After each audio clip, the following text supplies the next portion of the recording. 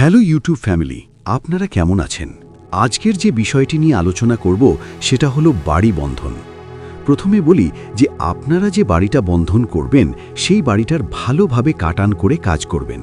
কারণ দেখা যায় যে অনেক তান্ত্রিক আছে যারা ভালোভাবে না দেখেই কাটান না করেই বাড়ি বন্ধন করে দেয়, যার ফলে দেখা যায় বাড়ি বন্ধন করার পরেও বাড়িতে অশান্তি লেগেই থাকে।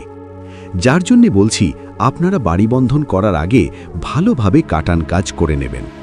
তো যাই হোক, আজকের যে বাড়ি বন্ধন মন্ত্রটি নিয়ে আসলাম এটা দিয়ে ৩ রকমভাবে বন্ধন করা যায়।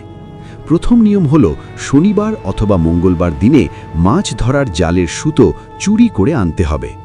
তারপর সেই সুতোটি উপর আজকের এই মন্ত্রটি ৩ বার অথবা ৭ বার পাঠ করে বাড়ির মধ্যে কোনো এক জায়গায় বেঁধে দিতে হবে। তাহলে বাড়ি বন্ধন হয়ে যাবে। কোনো দুষ্টতান্ত্রিক যদি ক্ষতি করার চেষ্টা করে তাহলে ক্ষতি করতে পারবে না। এটা হলো প্রথম নিয়ম।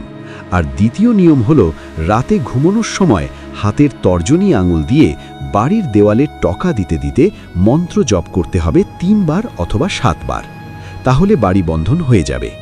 আর তৃতীয় নিয়ম হলো ১ গ্লাস পরিষ্কার জল নিয়ে আজকের এই মন্ত্রটি ৩ বার অথবা ৭ বার পাঠ করে জলটি বাড়ির মধ্যে ছিটিয়ে দেবেন। তাহলে দেখবেন যে বাড়িটা বন্ধন হয়ে গেছে। তবে একটা কথা বলি যে দ্বিতীয় এবং তৃতীয় নিয়ম অনুযায়ী আপনারা বাড়ি বন্ধন করলে সেটা ২৪ ঘন্টা থাকবে। আর প্রথম নিয়ম অনুযায়ী আপনারা বাড়ি বন্ধন করলে সেটা ৬ মাস থেকে ১ বছর পর্যন্ত থাকবে। তো আজকে ভিডিও এই পর্যন্ত। আপনারা ভালো থাকবেন, সুস্থ থাকবেন। Thanks for watching.